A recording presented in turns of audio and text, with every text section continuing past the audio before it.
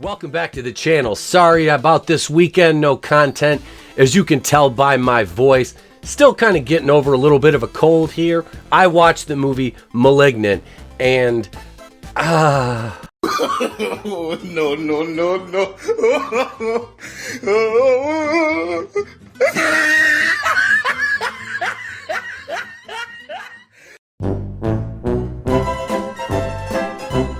all I can say is monkeys, roll the footage. Yeah, that works. I like all right, that. okay. All right, moving on. Hey, what about Tulip?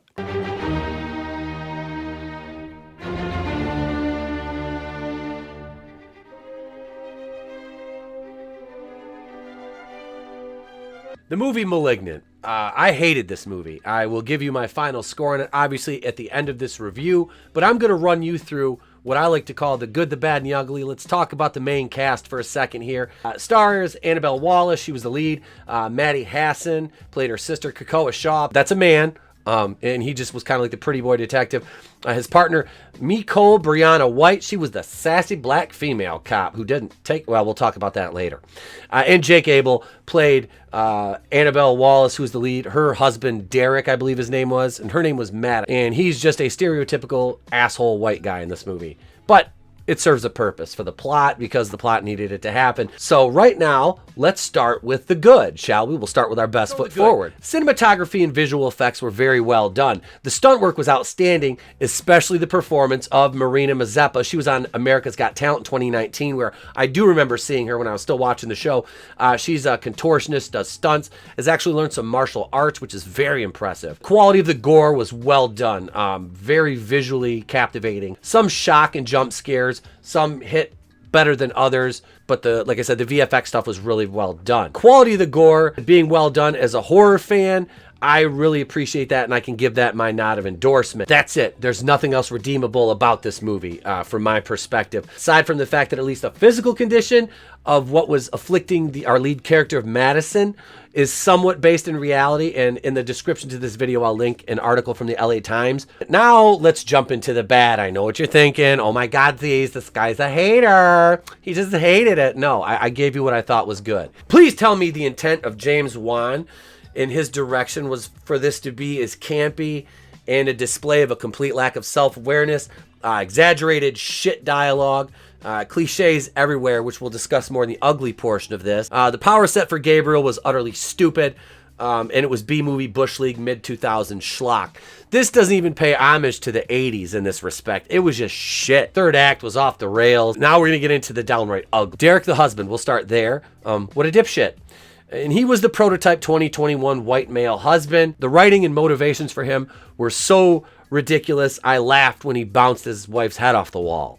Because I was like, this has to play into something or other. And that led to the awakening of Gabriel, spoiler alert, who is a teratoma who lives inside Madison's head. And then, in the end, Madison locks him back inside the prison of her mind. The character decision-making that led to deaths and various action sequences and jump scares was utterly ridiculous and idiotic and insulting, and rivals the writing for characters in 80s films, and most of which I found were vastly more enjoyable than this garbage. Joke's on you, I'm into that shit! I found myself frustrated at the sheer stupidity when I was watching it with my wife, who's far more kind to most movies than I am. Even she hated this at the end.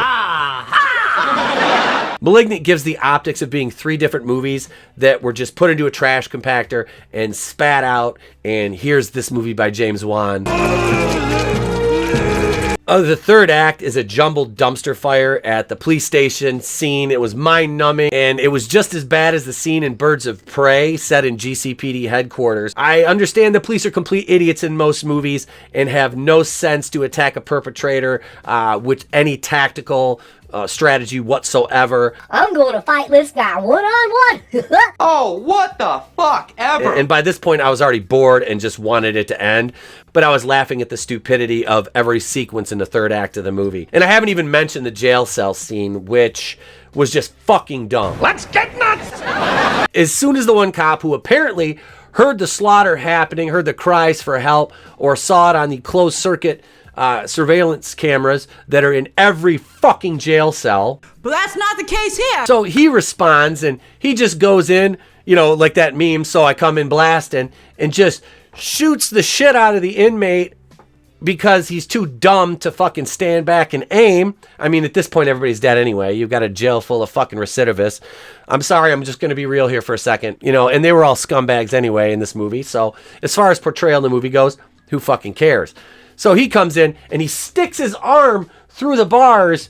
It's a bold strategy, Cotton. Let's see if it pays off for him. Which, you know, I think he got his firearms training from a box of Cracker Jacks, and obviously he's disarmed and brutally murdered. His keys are taken, and that's how Gabriel escapes, because the supernatural being that uses lights and communicates to a fucking radio needs keys to unlock a jail cell. Are you serious? Because this movie, Gabriel's powers, fuck, and I can't stress this enough, fuck this writing. So he has telepathy, teleportation, you know, superhuman strength, telekinesis, is immune to kryptonite, you know, can leap a tall building in a single bound. Yada, yada, yada. Can be physically vulnerable sometimes, you know, when the plot needs him to. Well, The powers for Gabriel, like, I believe my 6-year-old could have come up with something better than this and a little more consistent. I've been looking forward to this. Malignant is James Wan, and I do enjoy the Conjuring verse, trying to make an 80s style horror sci-fi with Cronenberg influences, a la The Fly-esque kind of body horror, and stylized in a modern package with modern VFX. It completely falls flat on its misshapen conjoined twin face with the gusto of an anvil on Wile E. Coyote's head. Also, I found it funny that the only black character of any significance was relegated to stereotypical sassy black female cop who don't take no lip. You've got to do better. Final score, I give this fucking tumor of a movie a 1 out of 5. My life would have been better had I never have watched this, and I watched probably Zombievers, Rubber, or any other horror movie that is terrible. Maybe even an Asylum movie would have been better than this. I would have rather watched Velocipaster again than this piece of shit. And I hated Velocipaster. So there you have it. There's my review of Malignant. I'm sorry if I am a little bit rough on it, but seriously, fuck this movie.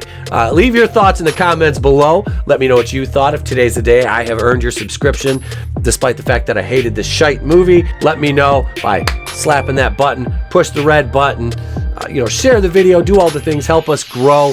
Be sure to come back tonight, episode 169 of the podcast. We'll be celebrating one of my co-hosts, Vinny Tartamella's birthday.